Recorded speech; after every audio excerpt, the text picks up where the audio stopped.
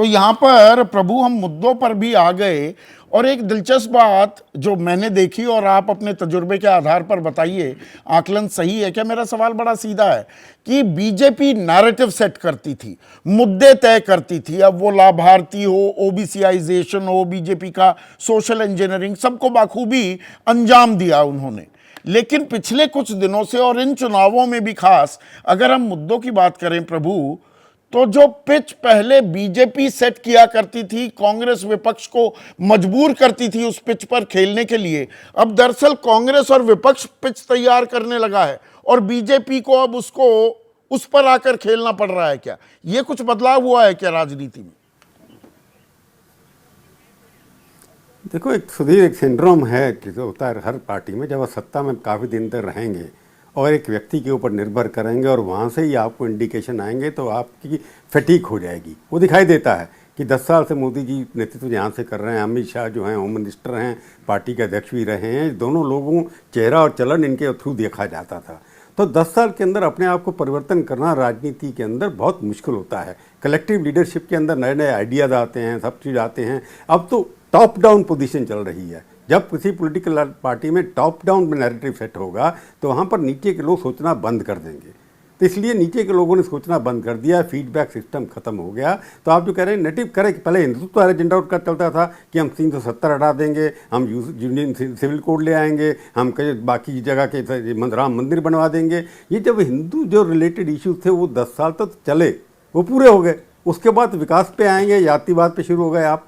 मैं जातिवाद को वोट का डिटरमिनेंट फैक्टर नहीं मानता कि एक ही फैक्टर जातिवाद डिवाइड करता है, क्योंकि ओबीसी के वोट, कल्याण सिंह पहले बीजेपी के ओबीसी चीफ मिनिस्टर बने, लाभार्थी भी है, एक बड़ी सबसे लाभार्थी जाति भी क्रिएट की, उसमें से इनमारी हो रही है। अब सब बांटने लगे, हर कोई गारंटी दे रहा है।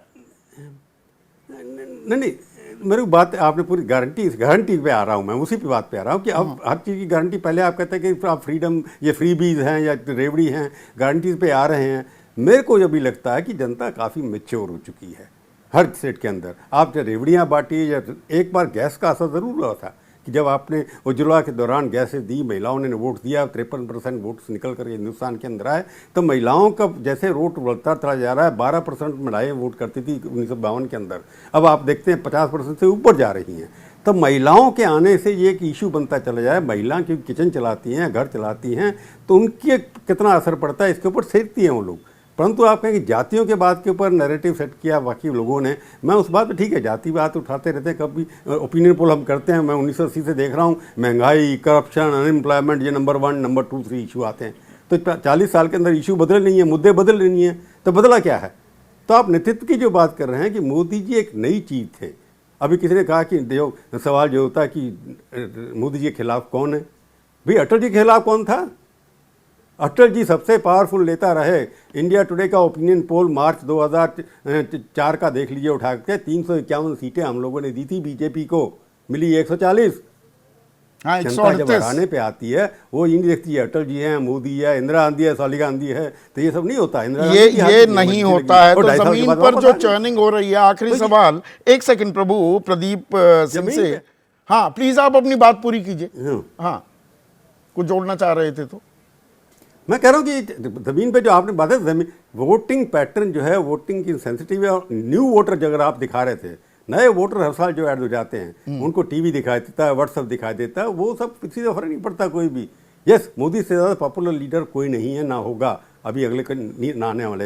अटल जी से पावरफुल लीडर, पॉपुलर लीडर उस वक्त कोई नहीं था, और पिछले 5 साल तक ओपिनियन पोल के अंदर उनकी पॉपुलरिटी जमीन पर चर्निंग की बात हो रही थी। प्रभु बहुत ही कम समय है मेरे पास। जैसे ही घड़ी का काटा दोपहर 2:30 पे आए, बबीता जी का दिल सास बहू साजिश के लिए मचल जाए।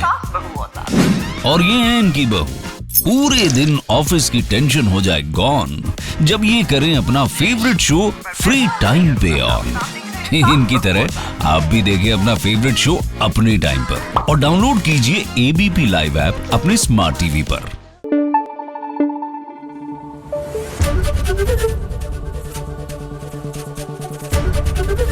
एबीपी न्यूज आपको रखे आगे।